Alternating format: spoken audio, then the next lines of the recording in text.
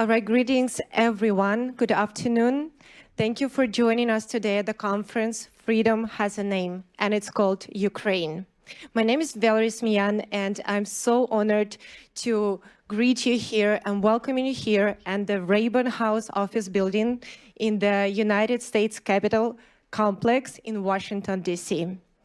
This is actually the place where voices of freedom have echoed for generations, and where today we raise our voices once more for a nation that embodies the very essence of courage and freedom, Ukraine.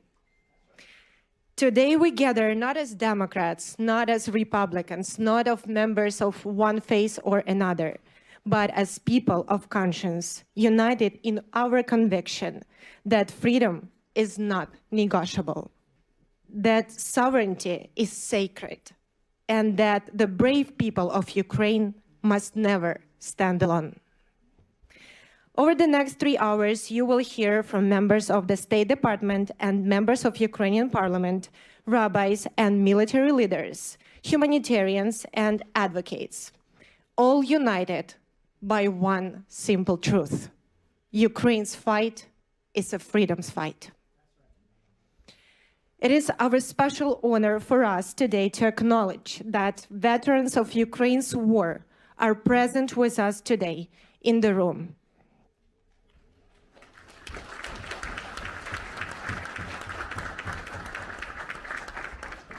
Those who have courageously defended Ukraine's freedom, our dear heroes, we extend to you our deepest respect and appreciation.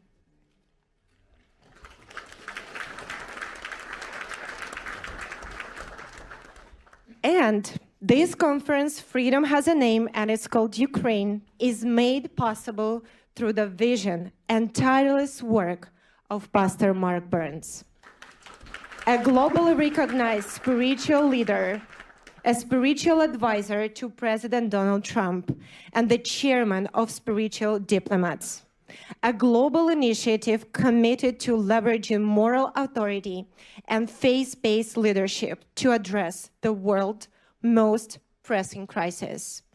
Pastor Mark Burns received Ukraine's Order of Merit Third Class from the President of Ukraine, Zelensky, in Sofia Square in Kyiv. Pastor Burns has been unwavering advocate for Ukraine, traveling to Ukraine, meeting with its leaders, and working tirelessly to ensure that America supports Ukraine in its fight for the very values upon which United States of America was founded. Ladies and gentlemen, it is my great honor to welcome Pastor Mark Burns.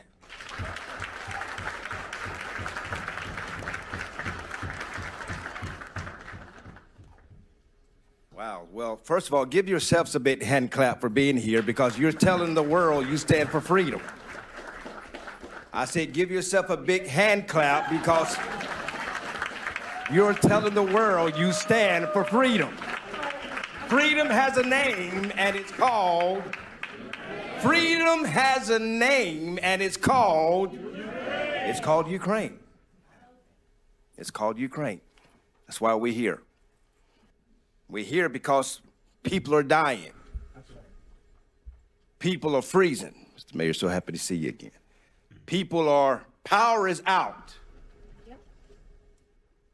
And it is no time to have champagne. This is no time to have drinks, cocktails.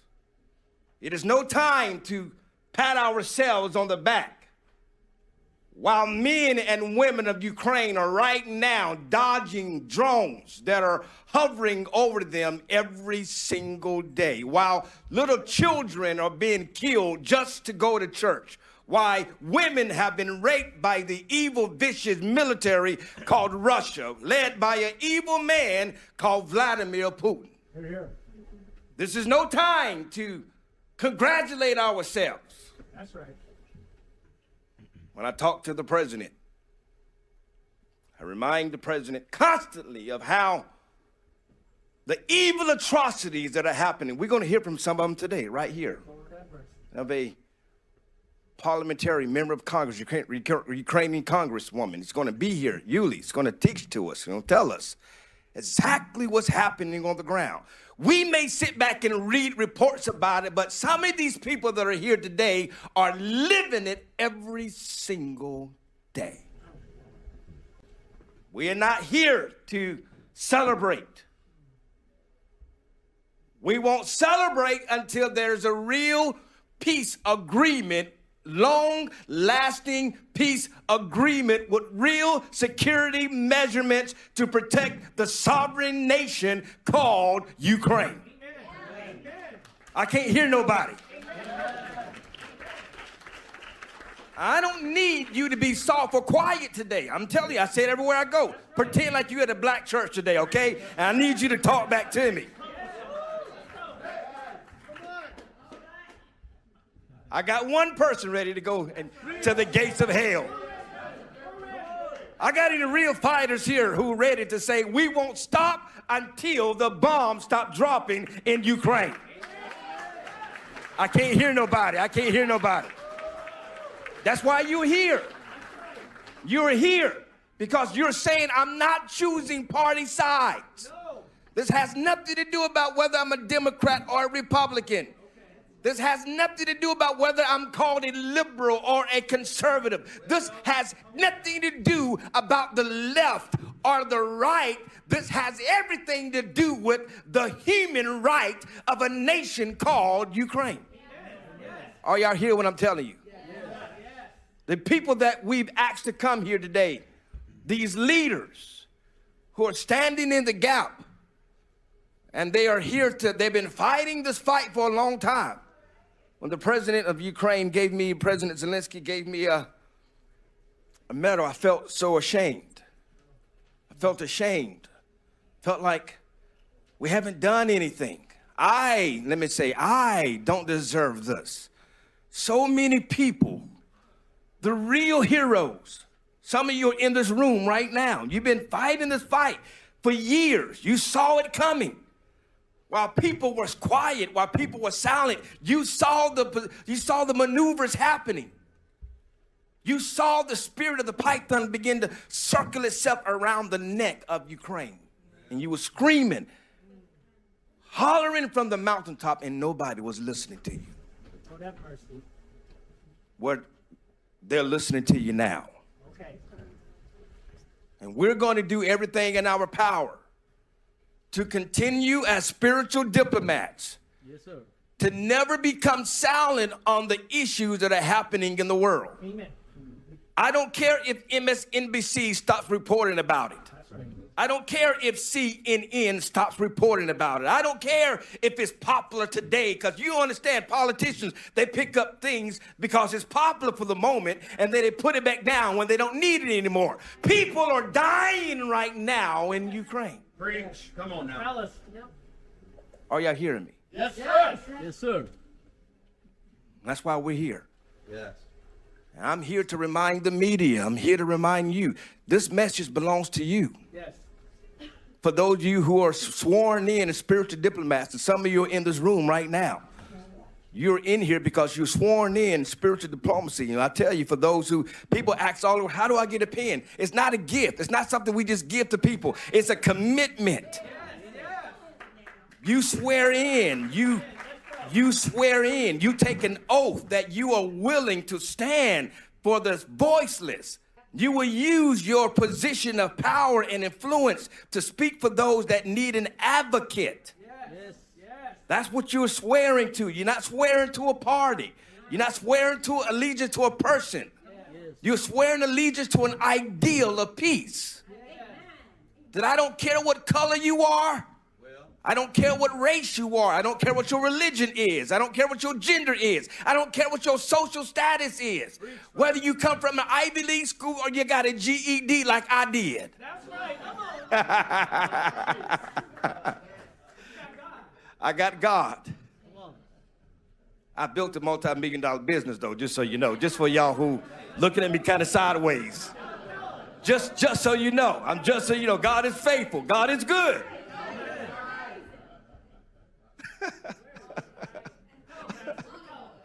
God, he will do it. He will. But I'm telling you this, there are millions of people in Ukraine that's not getting that opportunity. Yeah. So I don't want this ambassador for us to celebrate each other. This ain't a time for joy.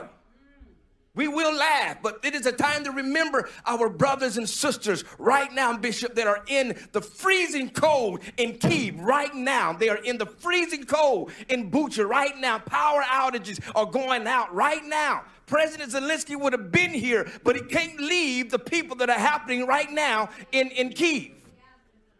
I said, sir, you stay where you are. You be the inspiration where you are, because right now what's more important is that your people never lose hope. And I'm telling you right now, the people of Ukraine are not losing hope. That's right. No, they're not. But we need your help to continue to echo this message.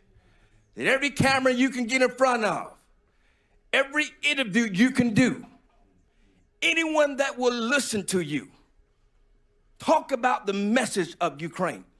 Remind them that we here in America, we value our freedom. We believe in the red, the white, and the blue. We believe we are the home of the brave, the land of the free. Thank you. There's a clap there.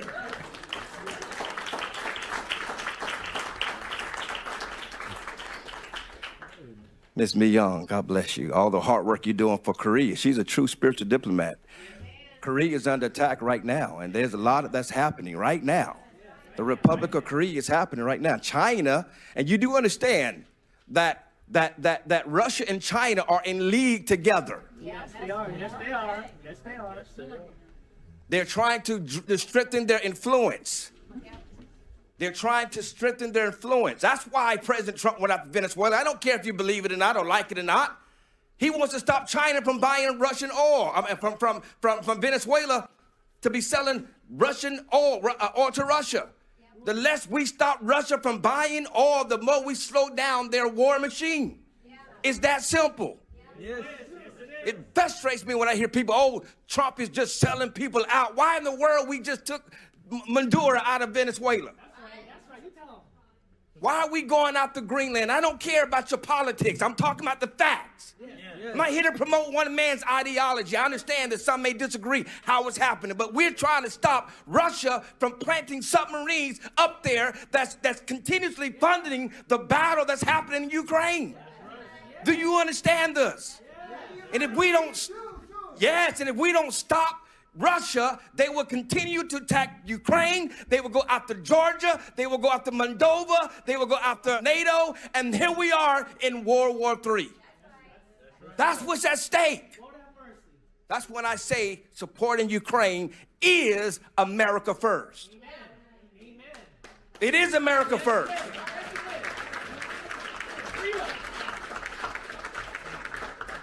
Because if we don't stop them now,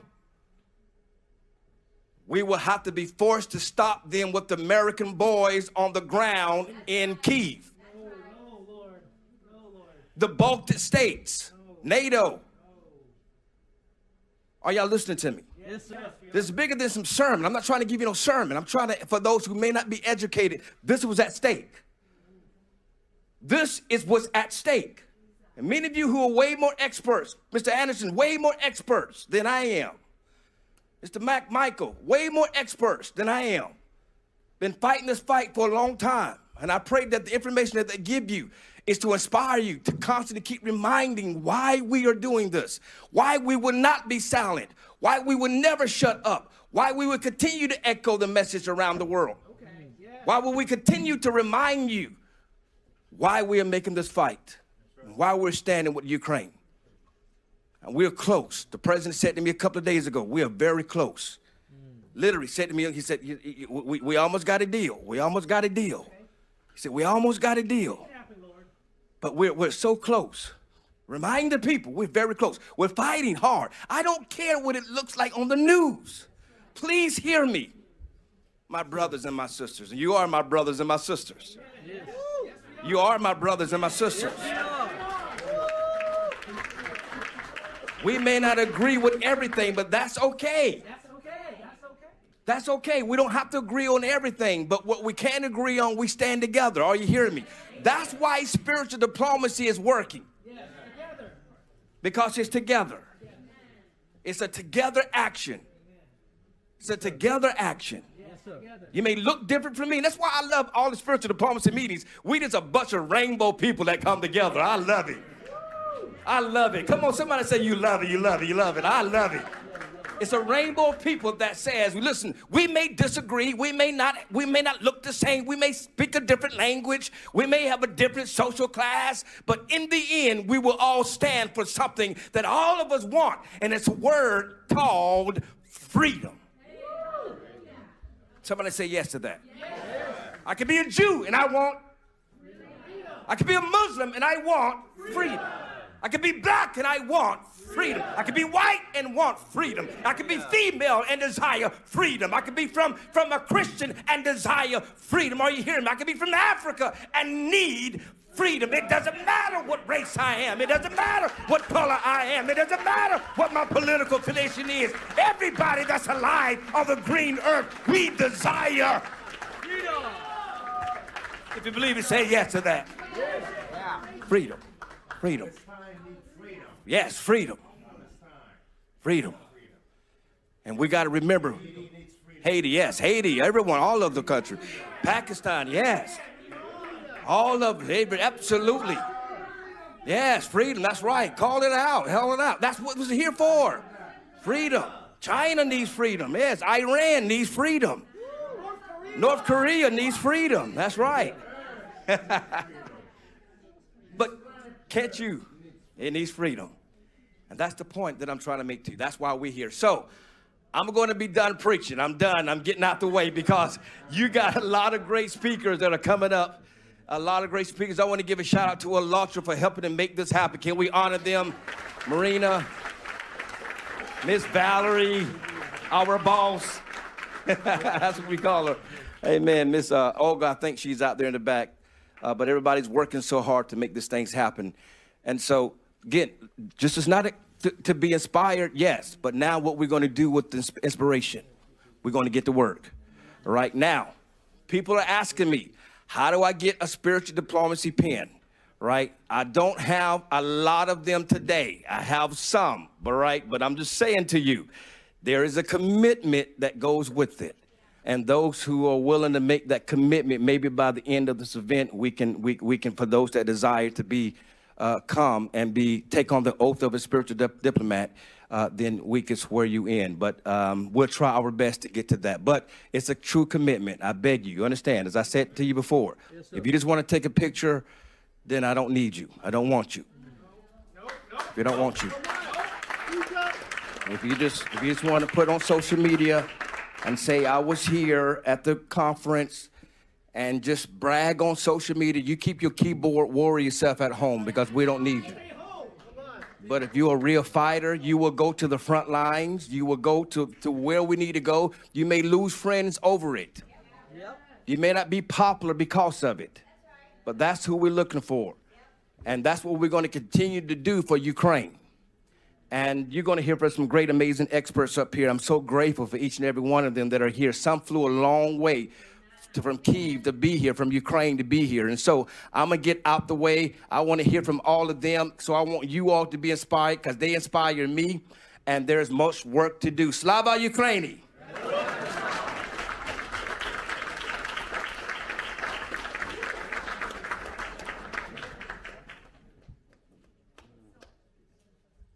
So our next speaker brings a voice of ancient wisdom to the modern crisis facing Ukraine. Please help me welcome Rabbi Moshe Reuven Asman, Chief Rabbi of Kyiv and Ukraine.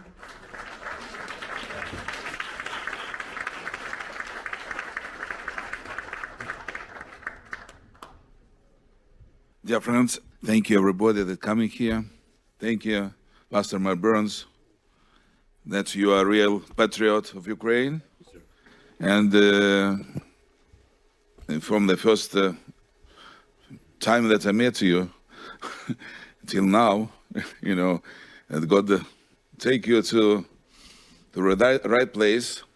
I would like to say you that I asked to Pastor Mark Burns to come to Ukraine, and he agreed. He came, and he saw with his eyes what the Russian criminal regime made in Ukraine. It's Bucha, Irpin, Borodyanka. People was murdered there. I saw his heart was broken, and after this he talked. We have meeting with the religions representative, all religions in Ukraine, and they brought him truth. How many Ukrainian children was stole to Russia? How many religion buildings was destroyed? How many priests was killed? How many? What Russia did in Ukraine? And his heart was. He decided to come back to America and to bring truth to here. That all people in America know truth. First of all, I would like to thank American people, and here in Congress, I would like to thank to Republicans and Democrats and President of the United States, Donald John Trump, for help that you stand with Ukraine. 4 years, terrible war. People tired. Here, people tired. I speak people, and they tired. It's, how long is the war? But you have to know that people in Ukraine, and they're not only tired, they are every day under the shelling, under the attacks, and now I come from the Ukraine is freezing. Yes, is below 0 degrees. And people in Russia attacked the civil infrastructure, and people sitting in the buildings without heating, without light, without water, without that elevator work. And my volunteers come personally to the 20 floors to bring the old people water, to bring them food, to bring them warm clothes, and to evacuate people. When you see it, you understand immediately what is our prayer. I think people here, I was here today, it was prayer breakfast, people here pray, but now it's not enough. We have to pray, but when we see the people in the tragedy, we come to come them to save them. That's why I thank God that gave me opportunity to be in the right place in the right time. I'm from the first day of the war. I didn't leave Ukraine. I could leave Ukraine, but I didn't leave Ukraine. And I was a few times under the strong shelling and risked my life. And I proud that I knew volunteers and Christian volunteers that lost their lives in the beginning of the war, in the middle of the war, lost their lives to defend people. And thank the Ukrainian soldiers, heroic soldiers.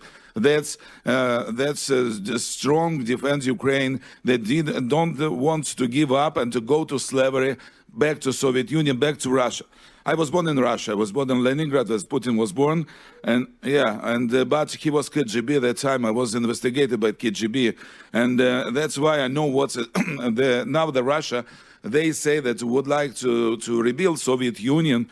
And we as a Jewish people, we was in slavery in Egypt, slavery, and we escaped. God escaped us from Egypt, and Paro wanted to take us back to Egypt, to slavery.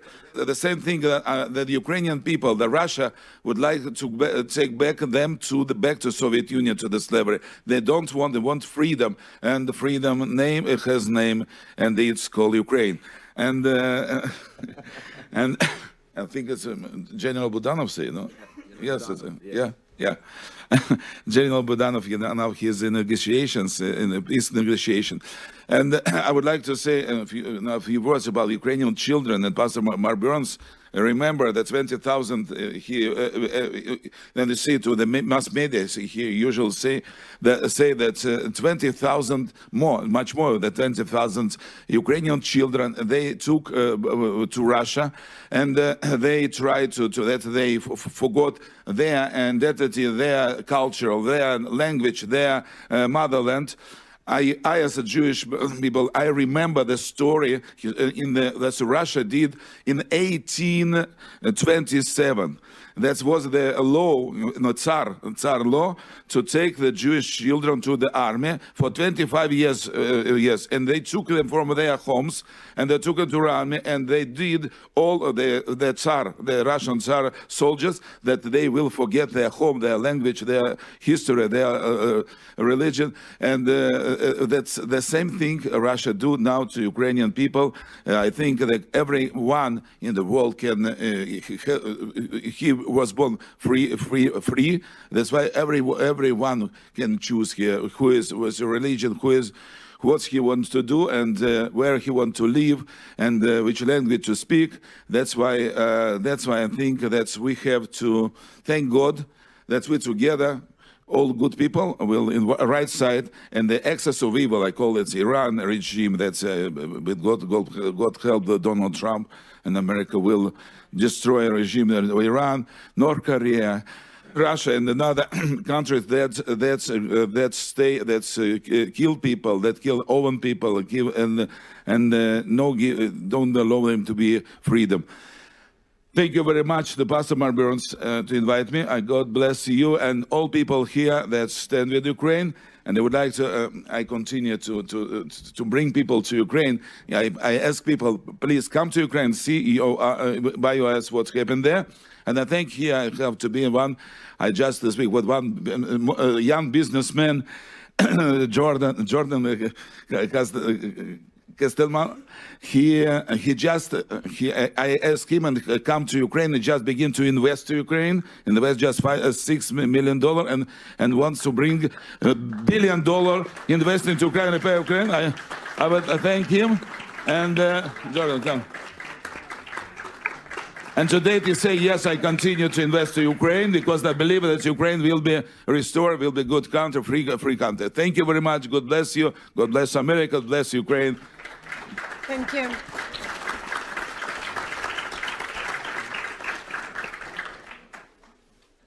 We are privileged to have with us a representative of the United States Department of State. Ladies and gentlemen, welcome Mr. Christopher Anderson, who serves as the Cultural Attaché in the United States Department of State. Hello, everyone. I feel a little nervous speaking after such a dynamic speaker. I am not a pastor. I'm a bureaucrat. I don't have the gift of gab that some people up here do. But I have been working on Ukraine since 2014 when I was there when Russia tried to claim to annex Crimea, and I have been there, and I've also worked on behalf of the U.S. government negotiating with the Russians where they tried to deny that Ukraine was a real country based on ridiculous claims about Polish nobility and ridiculous themes like that. I know how difficult it is to do this, and I know how tough the situation is. And in fact, I was just in Ukraine a couple of weeks ago with my boss, Assistant Secretary of State for Democracy, Human Rights and Labor, Riley Barnes. And we were there because we were trying to fulfill the president's commitment that we not forget these Ukrainian children and we bring them home. Yes. That's right. Yes. And we're approaching the 4th anniversary of Russia's full-scale invasion. But also, as I said, the war has been going on since 2014. And one of the most tragic aspects of the war is the systematic forced transfers and deportation of Ukrainian children.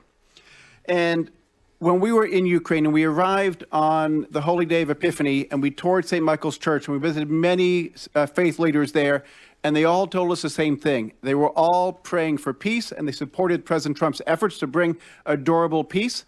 And they also talked about the strong tradition of religious liberty and freedom in Ukraine, the strong tradition of freedom there, but also that the threats they were facing.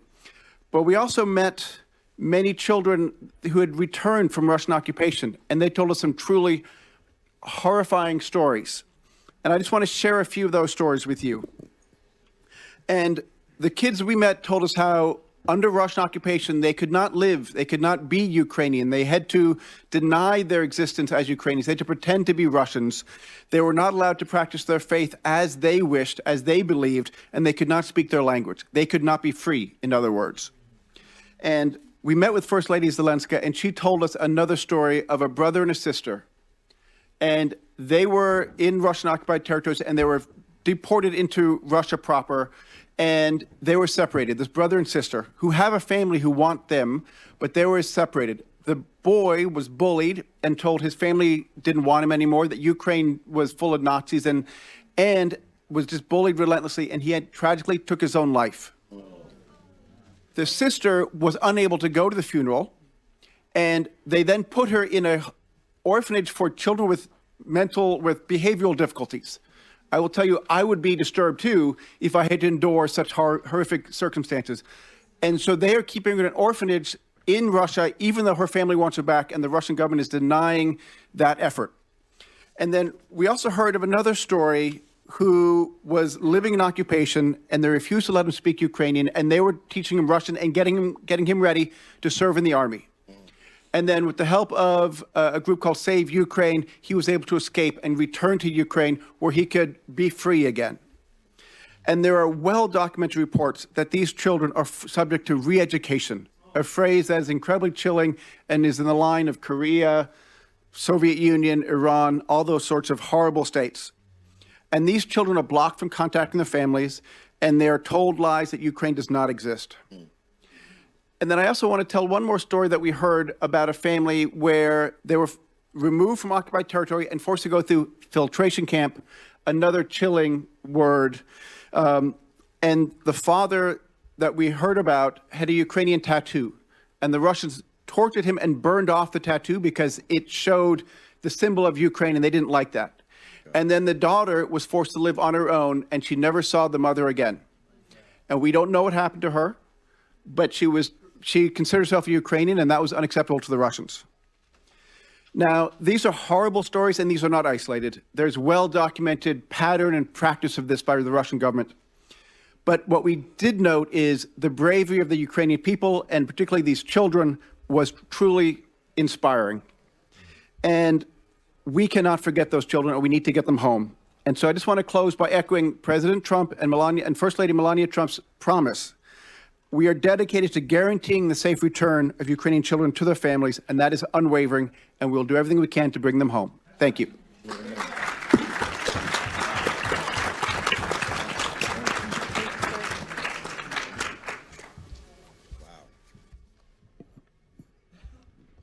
So now we turn to the voice from the front line of democracy, to a member of Ukrainian parliament. Please welcome a member of Parliament of Ukraine, Ms. Yulia Yacek. Yulia, будь ласка. Ladies and gentlemen, dear colleagues, dear friends, today I stand here in front of you.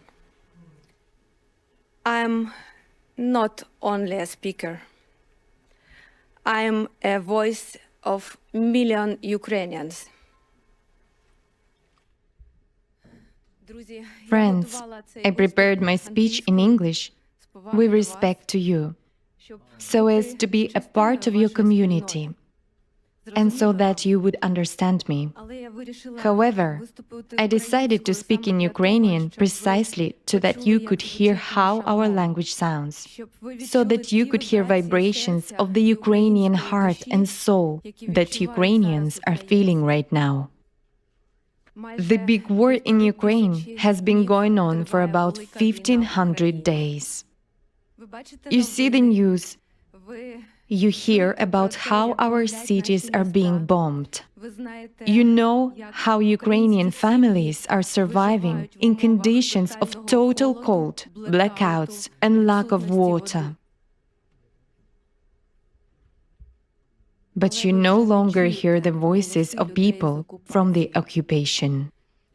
People living in occupied Melitopol, Mariupol, Berdyansk, Tokmak, and my native Vasilivka that was occupied back in February 2022.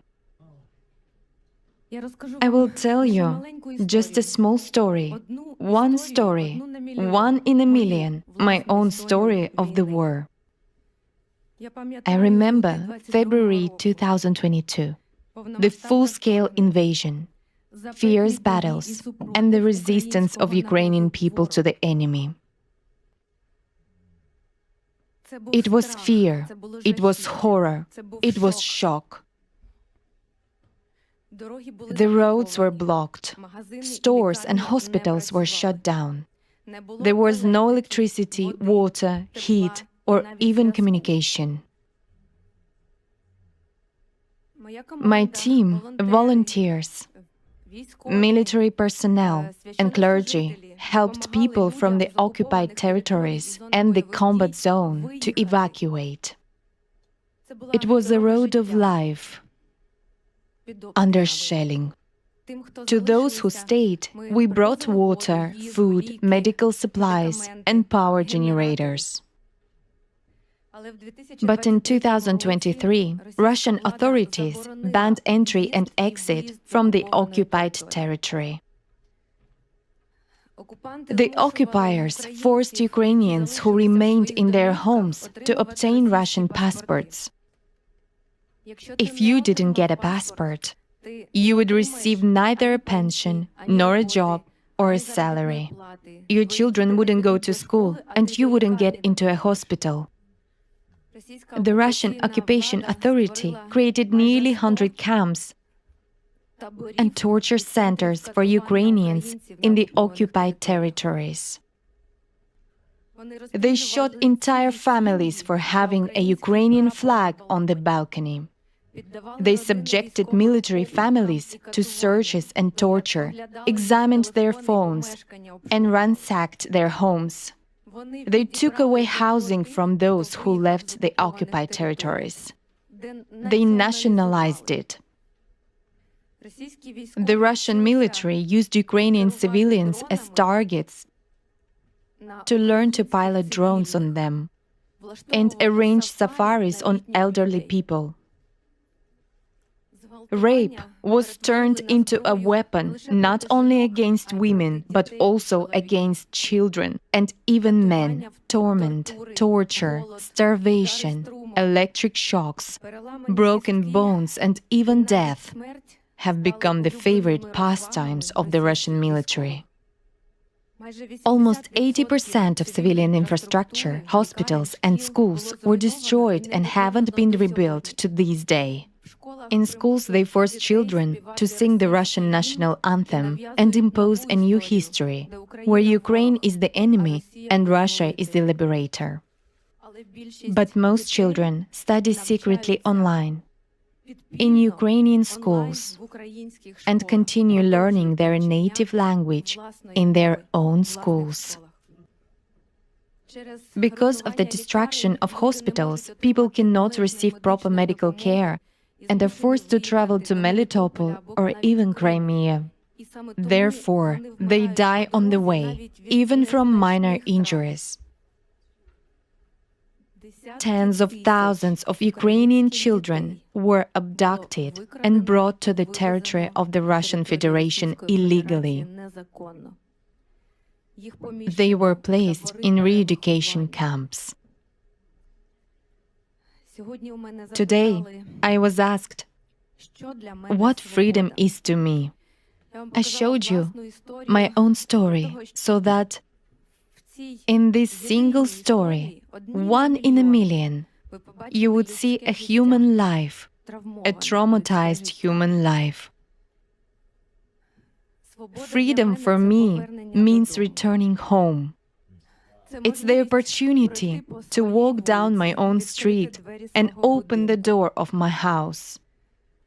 It's the opportunity to bring my parents back to our house.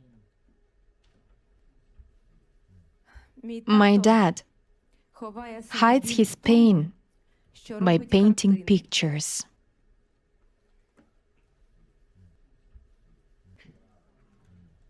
I'd like to present this painting to you. This is the Ukrainian Bereginya, created by my dad. He is 73 years old.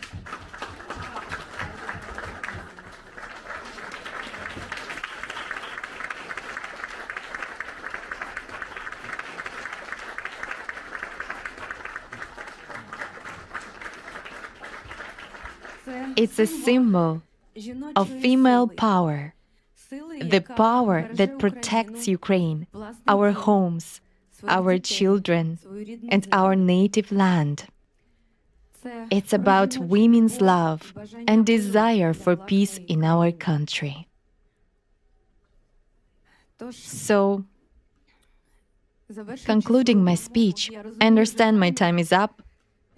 I want to say that it's very important for me to be here and now among you, because Ukraine is fighting for freedom and those very democratic values that are cultivated by the United States of America and all European countries. For freedom, for truth, for life. This is our common struggle. After all, God acts through the hands of ordinary people.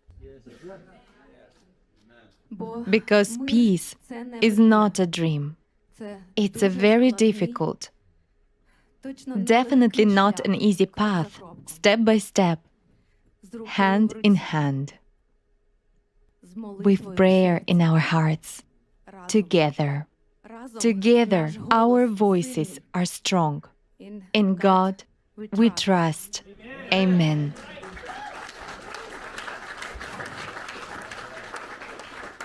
And God hears us. God bless you. Thank you.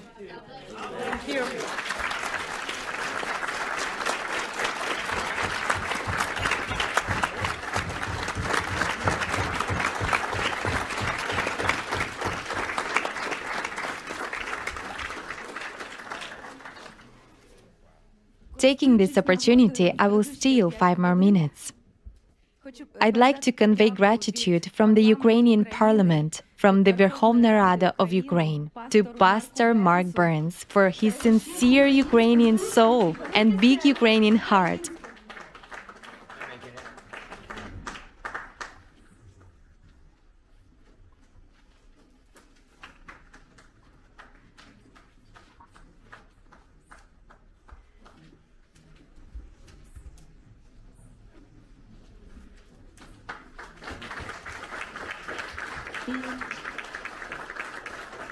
And I also want to convey gratitude to Captain Gary Tabach, an American military man who fights for our victory every day on the Ukrainian front. Thank you, Gary. He's a great friend of Ukraine.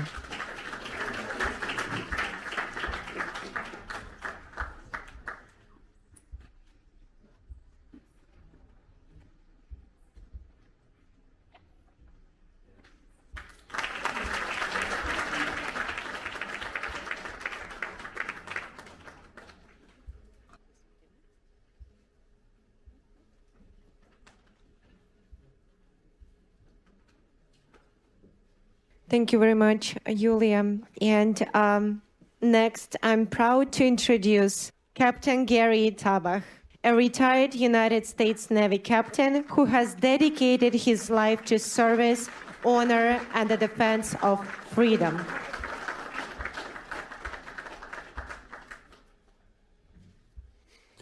Thank you. Yes, there are 2 things I like to talk about: leadership and myself. So, my parents took me out of evil empire when I was a teenager, and I came to the United States. Those of you who are grabbing phones to call ICE, please relax. I am a legal immigrant. So, after a couple of years in the United States, I heard President Reagan talk about evil empire. I knew it was evil empire. I did not know at that time how to fight evil. I only knew that it was evil and I had to fight it. The only way as a teenager I knew how to fight is to join the best, the largest nuclear navy in the world. And I joined the United States Navy, and 26 years later I said, wait, is this over? And it was over. In 2014, my best buddy died.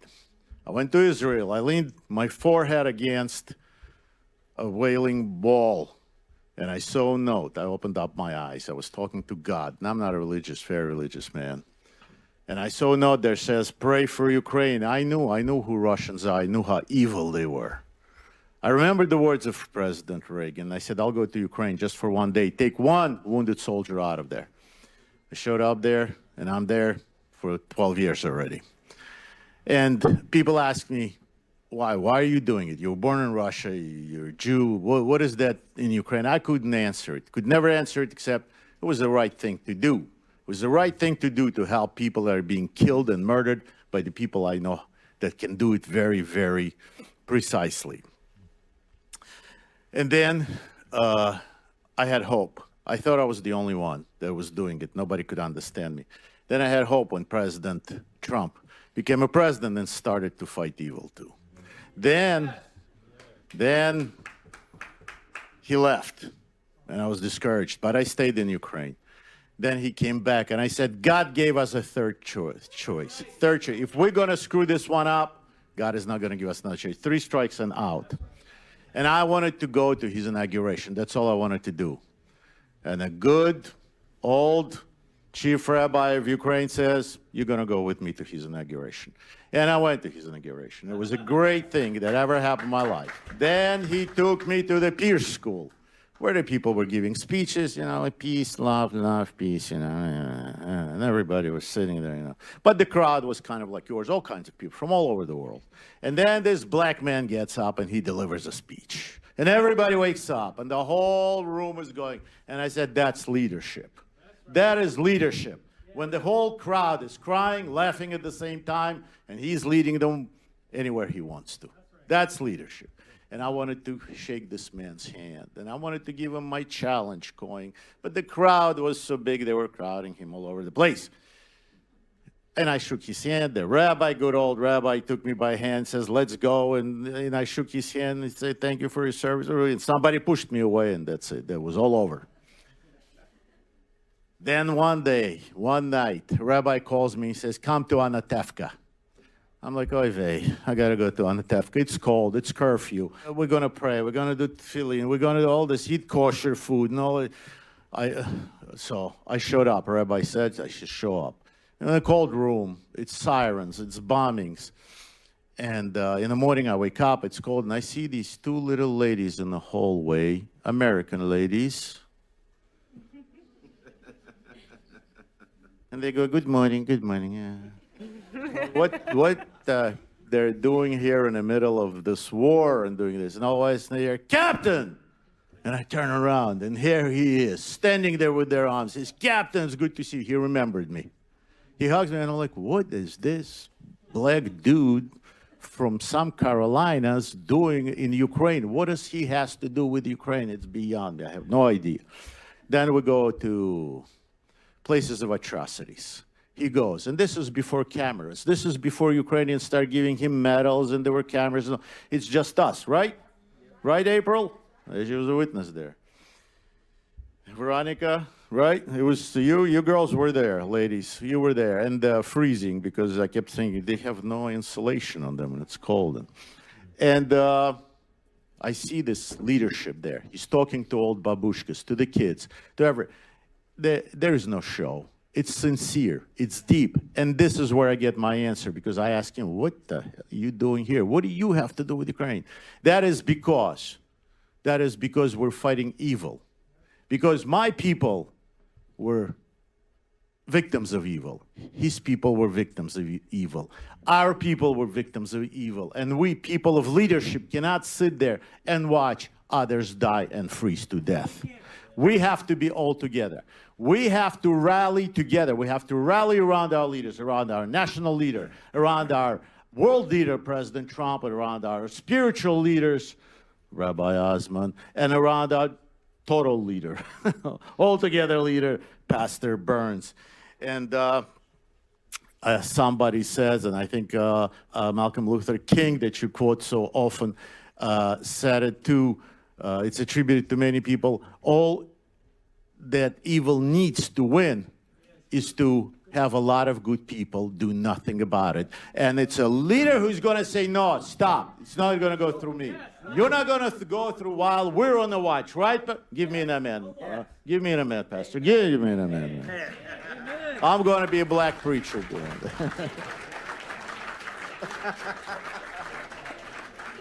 Yes, you are. We all do.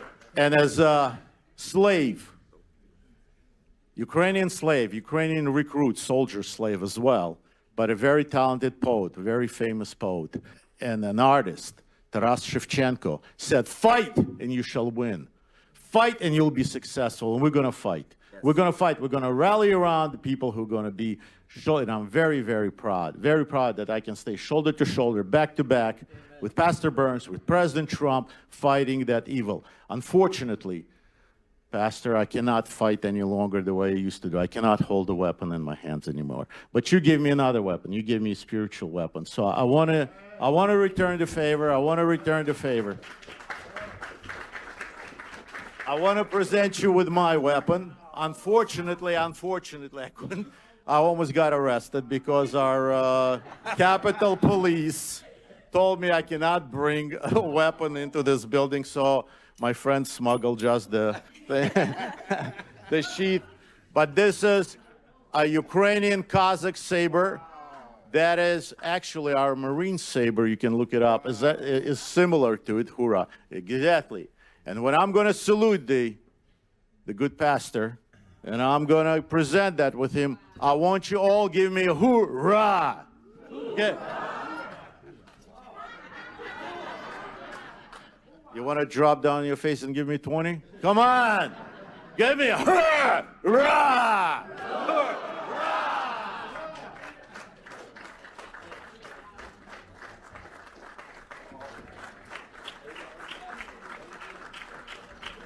Your prayers. I want you to pray for Brother Gary here because he's been considered for the next U.S. ambassador to Ukraine. So let's keep him in prayer. Amen. Let's keep him in prayer. Give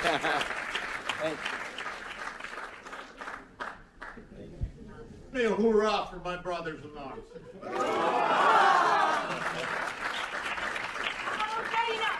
Героям слава!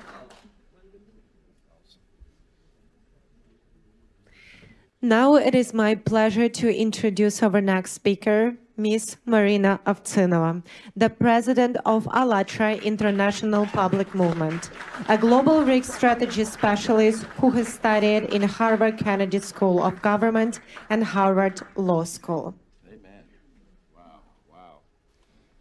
Good day, dear friends. It's such a pleasure to see you all here, representative of different beliefs, different political views, different nationalities. It's such a big pleasure to stay here in front of you and deliver a very important message. As a president of ALLATRA International Public Movement, we are so grateful for this opportunity to be here. And we are grateful to Pastor Burns for everything he is doing for the entire planet, for every single person, because he has unique ability. He developed very, very important initiative, spiritual diplomacy. And this initiative can go through all walls, go through borders, and can unite people of different political views, different religion, different social status, because it focuses on the very, very important and fundamental issues: freedom, human dignity, and peace. Yes. And thank you so much, Pastor Burns, for your dedication, your love to Ukraine, for your support to the Ukrainian people in the darkest of time. Without your support, we will not be able to be where we are. So the fight for Ukraine is going every single day, and we understand that it's not only the front line, it's everywhere. The front line for Ukraine is everywhere. Here in the Congress, in the Senate, in the churches, Yes. in a public meeting, because that's the fight, not only Ukrainian fight, it's our fight. Because like Pastor Burns choose the name for the conference that we hear, freedom has a name and it's called Ukraine. And that's absolutely true. So if we lose that fight, we lose the freedom in the entire world. And knowing that I will be able to talk and my voice will be heard by millions of people, I would like to say something very important. But before I proceed, I would like to say something simple and something human. So for those of you who travel here, I truly hope that your family are safe, your children can sleep peacefully. And in your neighborhood, the most disturbing sound is the sound of barking dogs. So nothing else. So that's very, very important. And unfortunately, I would like to take you out of this comfort zone deliberately, because you need to understand Ukraine. You need to feel Ukraine in order to support it. So after the Russian missile strike on the night of 18th on the Ukrainian city of Chernobyl, rescue workers pulled a woman from the rubble of the residential home. And as they were pulling her out, she was tearfully, desperately pleading with the rescue workers. And you will never guess what she was asking them.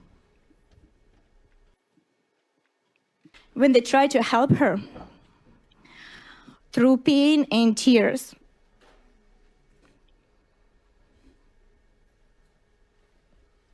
Bless your heart. Bless your heart. she was keep saying, "Don't save me. I beg you. I just watched my son burn. My God. And I need to hear you this one more time. A mother being pulled from the ruins of her own home, begging the rescue not to save her life because her child was just killed before her eyes. And here what's happened next. Ukrainian mother began to share this on the social media, not for the fame, not for the political purposes, but to share the message that from now on, every night they will sleep with their kids. Not because to keep them warm, because it's extremely cold in Ukraine, but only because if the missile will strike or drone strikes their home, their body will protect their child, and they will do everything possible in order to protect their children. And that's the essence of Ukraine, protection. You need to understand that there is something that do not end with Ukrainian mothers. Protection is the nature of the Ukrainian nation.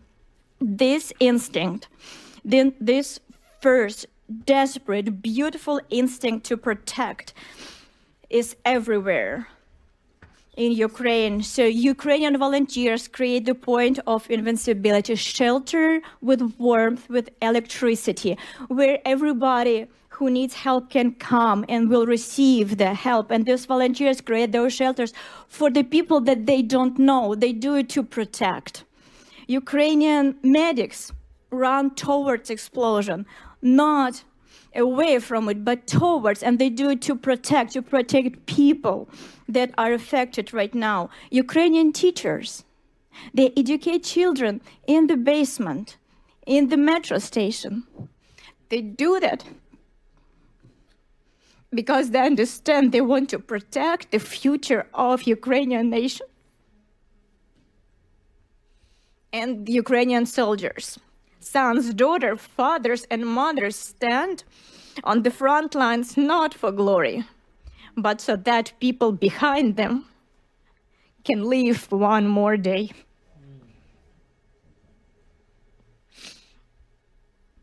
And they do that to protect. To protect millions of Ukraine, millions of decisions every single day, and these decisions are to protect a neighbor, a stranger, a child that they never seen before. And here, what you need to understand, and you need to hear this. Millions of Ukrainians, millions of heroes right now are protecting not just Ukraine. They are protecting freedom itself, the very idea of freedom, the precious, fragile, but infinitely valuable idea that free people have the right to choose their own future. Yes. And behind the tragedies and the pain of all Ukrainians stands not merely a terrorist state, Russia. Behind it stands a specific individual, a war criminal who has fancied himself a god, Vladimir Putin. He uses mass terror against civilians as the matter of policy, and this is his method. He kills the people of Ukraine to achieve the goals he desires. And like Pastor Burns said today, and if this method employed by tyrant who holds the nuclear launch button is rewarded, can you imagine the kind of world we will be forced to live in? The kind of world the United States would face, the world our children will inherit. That's why Ukrainians support their freedom, their fight. And that's not a charity. It is deterrence. Yes. It's a strengthening security, stability, and the resilience of democratic institutions. It is reducing the chance that American troops will face a larger war later. Because dictators doesn't stop when they succeed. They stop only when we stop them. And this is exactly why today all of Ukraine organizes itself around one word: to protect. Protect their own people and the entire free world. And this is precisely why Russian propaganda works so aggressively to flip reality, claiming that Ukraine is not worth it, that Ukraine is weak, that Ukraine is hopeless. Because if you believe this propaganda, you will turn away from Ukraine. And when you turn away, what happens? Russian terror wins quietly.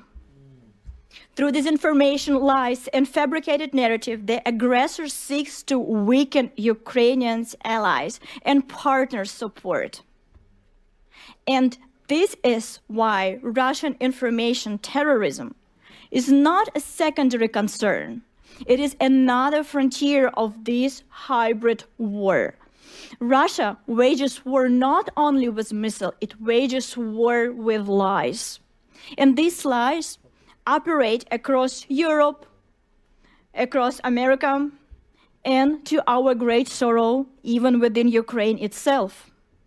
And I know that not from hearsay. Our organization, ALLATRA, has been helping Ukraine since 2014. Our Ukrainian volunteers serve on the front lines, work in evacuation center, volunteer on humanitarian mission. They do this quietly, without advertisement, without banners, but they're there because they need to save Ukrainian people, their people. And here in the United States, ALLATRA do everything possible to help Ukraine, interacting with Congress, Senate, State Department, and of course, our scientific and human rights work is supported around the world too.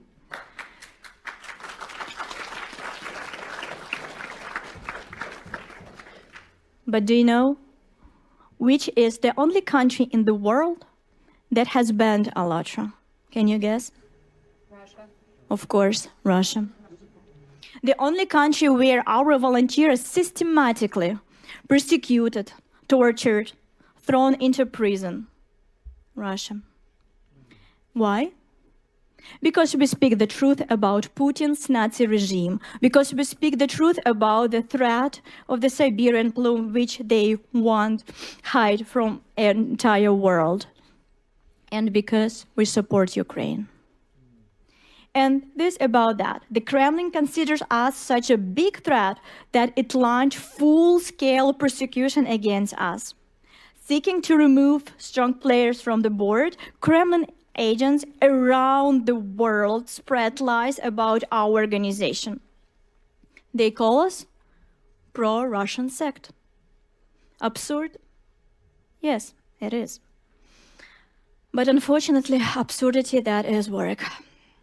And because if you open the internet today, Ukrainian media, European media, you will find articles calling ALLATRA pro-Russian. The very same organization that Russia has banned and destroying, the very same organization whose volunteers sitting in jail and being subject to torture in Russian prison.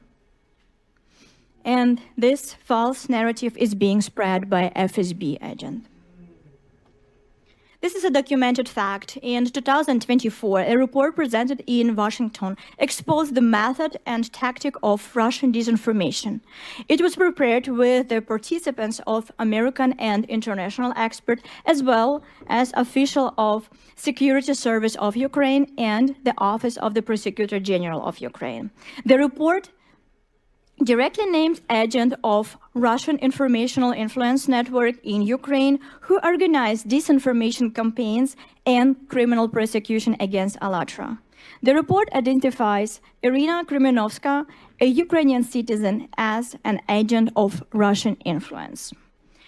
Beyond our organization, she attempted to discredit Ukrainian religious scholars who were defending Ukrainian spiritual independence from Moscow, and to lobby pro-Russian policies into Ukrainian legislation. But she's not alone, it's a network, we need to understand that. So there is no single player. So these FSB agents have infiltrated in Ukraine institution. They influence journalists, they spread Russian disinformation throughout society. But here's what's important. Ukraine, despite all of that, is a real democracy. And in this democracy, just a few days ago, the national police officially recognized us, ALLATRA, as the victim of illegal attempt to destroy our organization. So, yes. Congratulations. Yes. Thank you. And you need to understand that despite such difficult times, democracy in Ukraine works. Truth break through. But agents of Russian influence have not stopped. They operate not only in Ukraine, but in Europe, and unfortunately here in the United States as well. And they continue to spread Kremlin's propaganda, which unfortunately you often hear in the media. That's why when you hear that Ukraine is divided, that Ukraine is losing, the Ukrainians want to surrender, or ALLATRA is the pro-Russian or pro-Putin sect, please remember that. You need to understand that what you hear is the Putin Russian propaganda. And I ask you, don't believe it. Instead, believe Ukrainian mothers who protect their children from Russian drones and Russian missiles. Believe Ukrainian volunteers who deliver medical supply under the fire, and Ukrainian field medics who perform very difficult operation under the drone attack without electricity. Believe ALLATRA volunteers who are supporting Ukraine and being tortured in the prison in the Russian Federation. Believe the Ukrainian defenders on the front lines who share effort, literally sparing no part of their bodies, their very lives, every day bravely defend our rights, yours and mine, to live in the free and civilized world where tyranny has no place. Because this is what Ukraine is: brave, free, honest. Ukraine is people held together not by fear, but by mutual support, not by propaganda, but by truth, not by hatred, but by the responsibility for one another. Ukraine is the people driven by a pure, noble instinct to protect the innocent, to protect human life, to protect the good. So, how can we stop Russian information warfare? Only with truth. We can expose it. We can forge a path to the truth by not believing the lies and by acting for Ukrainians' benefits. And we, ALLATRA, have been doing that since 2014. We do this under fire, under torture, under slander, and we will continue to do this. And we will do it around the world, here in the United States, in Europe, and in any country we go. We will fight for Ukraine's future, defend her rights, her choice, and her freedom. And here I want to return to the man who does this every day, who does so much for Ukraine and who made this very event possible. Pastor Burns, we remember your words when you came back from Ukraine, and you spoke honestly and openly that before you went to Ukraine, you were thinking as the Russian propaganda gave you the information. But after you went there and you saw it with your eyes, you changed your mind. And from this point, you will never believe the propaganda that Russian authorities spread. Here also. And the very important moment that people around the world support your initiative. And they support you because you are the one who not talks, but who acts. One small step that you made is far greater than millions of hours of empty talks. And I know that Pastor Burns is a very modest person. And I would like to share something that he would never share by himself. So, you know that Pastor Burns is the only one pastor in the world that has support of representative of all religion and all denomination. And even more, the atheist also supports him.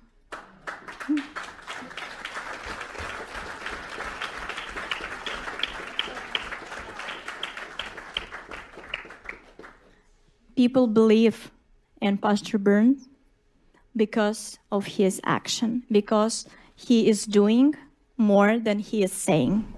And this is very important. And every time when he starts the Spiritual Diplomacy Conference, he said, if you're here for a picture, I don't need you. That's right. And this is very, very important. So that's why people follow Pastor Burns. And like he said today, it's the action. It's not only having the pin here. So we need to act.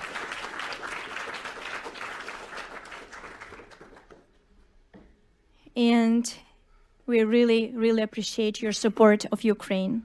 It's very, very needed today. So that's why keep working and we will support you in all the action. So today we had a lot of different speakers and we heard different parts of Ukrainian life. And I was really touched by Pani Yulia, representative of Ukrainian parliament. And I truly, truly believe that the sound of Ukrainian voice that you heard today, you bring home. So you will remember this melody, the melody of the spirit of freedom, dignity, and the protection. Unfortunately, right now, in order to protect their freedom and freedom of the entire world right now, Ukrainian nation paying very, very high price. They pay with the life of their children, the families, the future of the families. We need to understand that they're paying this price not for themselves, but for us, for the international order that provides your children with safety. We need to understand and remember that when Ukraine stands firm, the idea stands firm that power does not give the right to destroy your neighbor. When Ukraine holds, the principle holds that a human being matters more than the imperial ambition of one tyrant. And that is why this war is not just a war over territory. It's a war over what the world will be. A world where freedom matters, or a world where the power and ambition of one tyrant decides everything. Now, dear friends, I want you to think and leave you with this. Ukraine today is fighting for all of us. And when our grandchildren will ask us, what did you do when the fate of freedom was being decided? I truly hope that the answer of each of us will be, we stood with Ukraine. Glory to Ukraine. Slava Ukraini. Героям слава!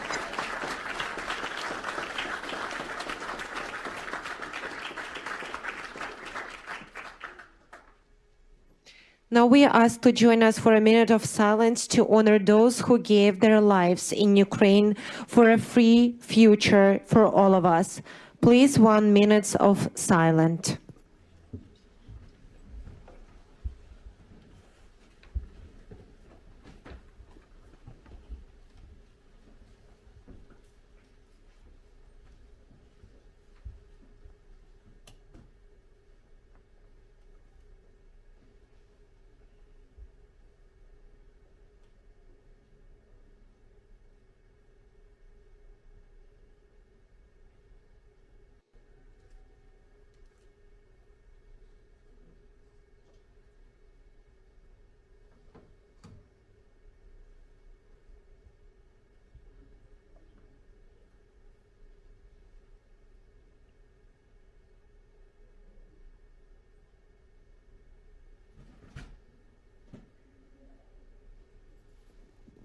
Thank you very much. Now let's proceed.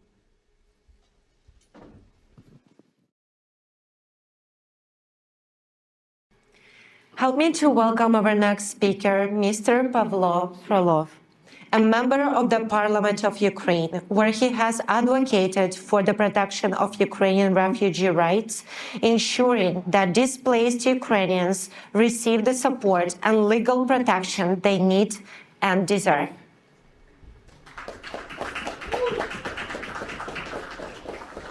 Thank you very much, Pastor Burns, Marina, for the invitation. Dear friends, it's an honor for me to speak to you today. People of different faiths, nationalities, and political views are gathered here around one shared value, human dignity. The words "freedom has a name, Ukraine" are not a slogan. They describe real life. Yes. Today, Ukraine is defending not only its land, it is defending freedom itself, a principle without which there can be no peace and no justice. We must be honest with ourselves. Good decisions are only good if they actually save lives, not only in theory, but in practice. I often think about what Russians feel when they launch missiles and drop bombs, killing children, elderly, destroying energy system, leaving families without heat in coldest winter. Some may believe they are serving a greater cause. Others may think they are simply doing their jobs. And this is the tragedy of propaganda, when millions are taught to accept suffering and death for people who share faith but not citizenship. We have to fix this. Yes. I was born in Kryvyi Rih in southern Ukraine. For many years, people there had a generally positive attitude toward Russia. Almost no one believed that Russia was capable of what it is doing today. But there were people who understood the true imperial nature of that state. My colleague Sergei Yankovsky in 2008 warned that a large-scale war with Russia would come. I remember the most intensive dispute in my life. He told me that war was inevitable. I refused to believe it. Sadly, he was right, and in just 2 weeks, we are about to enter the 5th year of this full-scale war. Spiritual diplomacy speaks to conscience, where traditional diplomacy focuses mainly on interests. It reminds us that human life, truth, and compassion are not optional. They are the moral foundation of any policy. Faith leaders and moral voices help humanize the reality of this war. They move our focus away from numbers back to people. In the case of Ukraine, spiritual diplomacy strengthens solidarity with civilians and the oppressed. And most importantly, it does not allow the world to become used to evil. Years of war have brought enormous destruction to Ukraine. According to a joint assessment by the World Bank, European Commission, United Nations, and the government of Ukraine, the cost of recovery and reconstruction reached $524 billion by the end of 2024. It is 1.75 times higher than the total value of frozen Russian assets in the West. It is also equal to 11 annual pre-war budgets of Ukraine. And I want to stress this clearly. This figure includes only material damage. It does not include the damage to human life, health, and dignity. In the Ukrainian parliament, I serve as the head of the Commission on the Right of Internally Displaced Persons, that is IDPs, and other war victims. My colleagues and I work with those who need help the most. This includes 4.5 million IDPs inside Ukraine, 6.9 million refugees abroad, about 6 million Ukrainians living under occupation. More than 6 million Ukrainians have lost their homes fully or partially. To understand the scale, this is roughly the population of US state, Maryland or Missouri, or entire population of Bulgaria. The world has not seen such destruction since the Second World War. At the same time, much has already been done. Ukraine has become the first country in the world to launch an international compensation mechanism for war victims before the war has even ended. Within the framework of the Council of Europe, the International Register of Damage for Ukraine has already been created. The Compensation Commission has also been launched and is expected to start reviewing victims' claims next year. In Ukraine, we are doing everything we can to help people survive the war. We have implemented dozens of state programs to support more than 1.5 million of most vulnerable people. There is still a great deal of work ahead. Helping victims of the war is not a temporary charity. It is a long-term moral and social responsibility for the Ukrainian state and for our international partners. Now, the most important thing for us is to establish a sustainable, long-lasting and just peace. Peace means more than a ceasefire. It means restoring lives, communities, and human dignity. But recovery is impossible without security. If the aggressor keeps the ability to attack again, rebuilding turns into endless repairs under constant threat to new destruction. Ukraine's struggle reminds the world that freedom always has a human face. When moral voices stand together, suffering can be turned into hope and solidarity into peace. The ideal end of this war would be a transformation of Russia through the collapse of its imperial essence, or through nuclear disarmament that would eliminate blackmail and future aggression. This is not realistic under current conditions, so we must act now to ensure that Russia does not have the resources to continue this war. This means severely limiting Russia's financial and technological capacity through strong sanction, expert control, and real enforcement. Army in Ukraine saw that the cost of new aggression becomes unbearable for Russia, and building a lasting system of support and deterrence. We believe that forces of freedom and justice stand with Ukraine.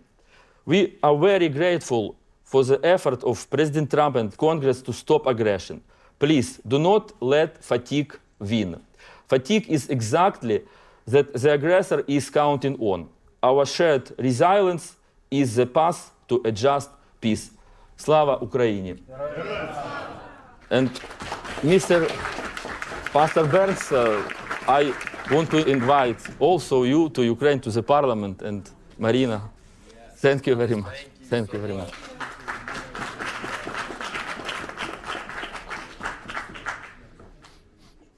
Our next speaker is Vitaly Orlov, co-founder of Ukrainian Week in Washington, D.C., and coordinator of the prayer movement Intercessors for Ukraine. Thank you, dear friends. Thank you, Pastor Burns, for invitation. For me, it's a big privilege to be with you here today. And today, Ukraine is going through incredibly difficult times. If we could put the presentation on the screen. Because weak leaders lead to hard times. Hard times bring leaders together and make them strong. Strong leaders lead to easy times.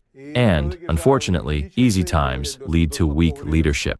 Unfortunately, these are the consequences of weak leadership. When voices needed to be raised for the truth, for Ukraine, against the dictator sitting in the Kremlin. Today, thousands of cities and villages in Ukraine are in this kind of condition. Why? Because we are at the epicenter of a spiritual battle. And as it says in the Bible, the light shines in the darkness, and the darkness has not overcome it. Today, Iranian drones, which are assembled in Russia, are bombing Ukrainian cities, just as they once bombed Israel. Ukraine is on the front line today, on the border between Christian Western civilization and Eastern dictatorial civilization, where there's no complete freedom. How evil has united. Today, it is necessary for spiritual people, Christians, to unite as well. And we are very grateful to Pastor Burns for raising his voice for the truth. Churches are also under attack in Ukraine. Russia has destroyed or severely damaged more than 700 churches in Ukraine. In the Ukrainian territories occupied by Russia, they are seizing church buildings. On the left side is a Baptist church in the city of Melitopol, which the Russian army seized and turned into a military museum. And there are hundreds of churches like this. Wherever Russia comes, they raise communist idols and monuments again. They cut down crosses and put their flags in their place. Over these 4 years, the Russian military has killed 70 Ukrainian pastors and priests. This is my friend Yuri, a pastor who came to his church in Kupiansk for morning prayer. As soon as the prayer service ended and the people left, he stayed behind. Then an aerial bomb hit the house of prayer right into the church and killed Pastor Yuri. This is a spiritual battle. So today, we need to raise the voice of spiritual diplomacy in order to clearly understand that what Putin and the Kremlin bring is death and the destruction of Christian shrines.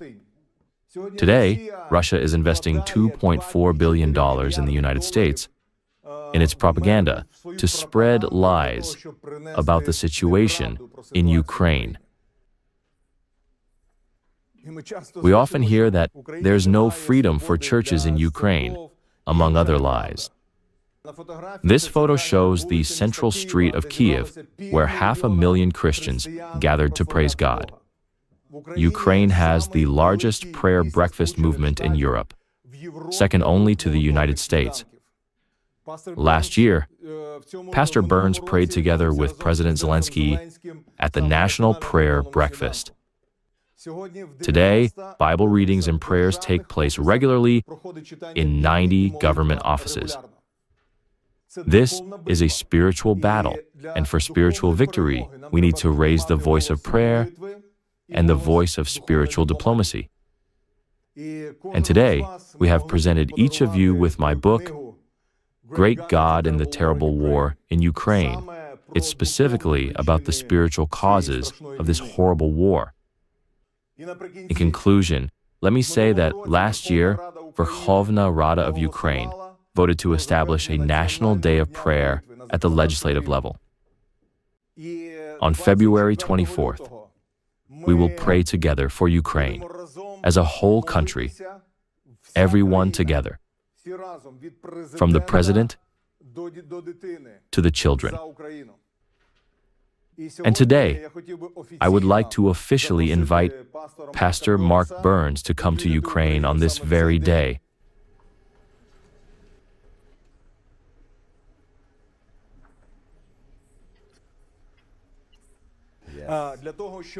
To pray with the President of Ukraine in the morning.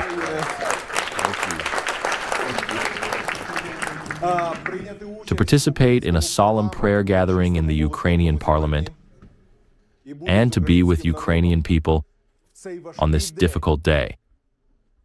Why is it difficult? Because on that day, the full-scale war and invasion began.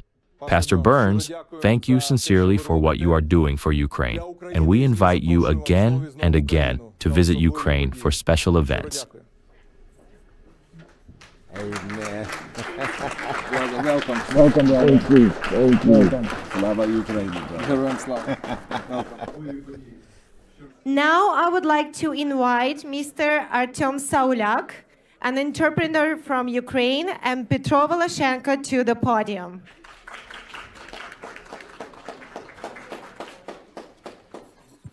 Good day, ladies and gentlemen. Let me thank you for being here, for all supporting our country and our people. Many thanks to the organizers of this event, Marina, her team, and Pastor Burns for his prayers and support.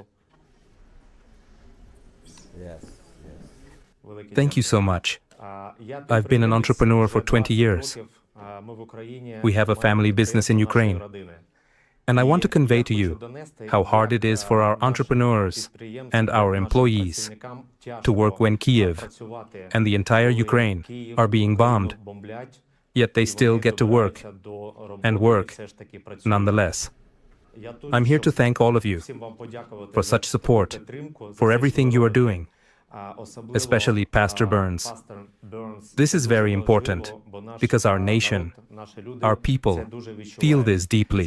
This is incredibly important. Pastor Burns, we would like to present a gift to you from our people, from Ukraine.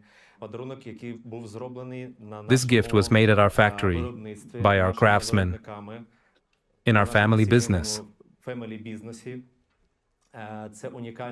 This is a unique ergonomic chair. So when you sit in this chair, you will remember about our Ukraine, about our people and our employees who go to work every day and are working right now, while Ukraine and Kiev are being bombed.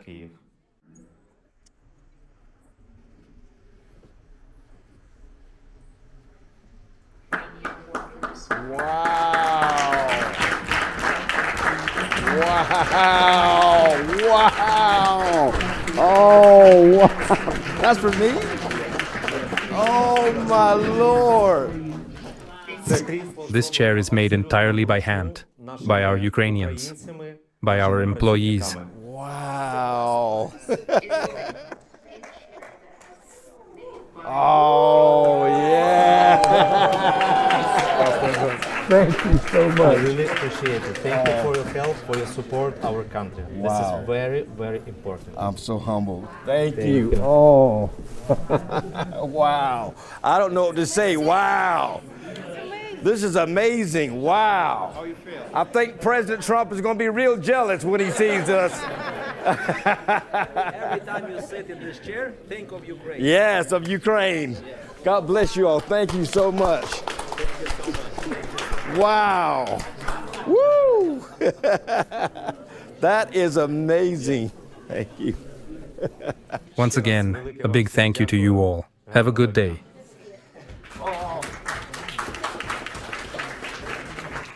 Good afternoon. First of all, I'd like to thank Pastor Burns for his tremendous work. I know of no other pastor in the world who has fought so hard for Ukraine and its freedom.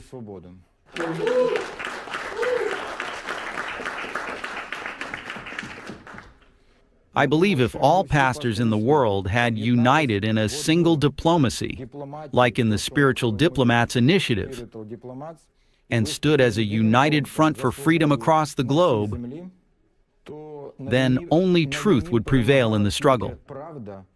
There would never be wars, and people and children would not be dying. Once again, I want to thank everyone present, and above all, Pastor Burns for his work. He is a true energizer who inspires us to keep fighting and to continue the struggle until the victory of Ukraine and the truth. God bless you. Thank you.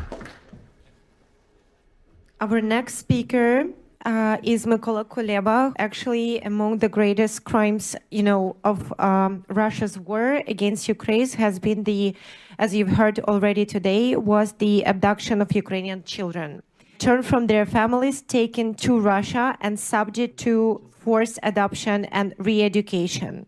And this is the crime against humanity, a crime against innocence itself. And our next speaker has dedicated himself to bringing these children home.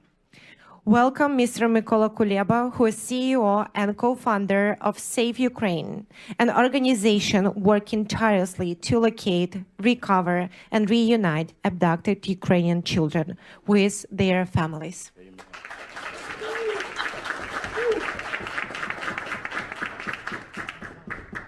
Dear friends of Ukraine, distinguished guests, I'm very honored to participate. Thank you, Pastor Burns. And if you can show a video first, I'll be so grateful, and then I'll speak. The Russians stole my child's childhood.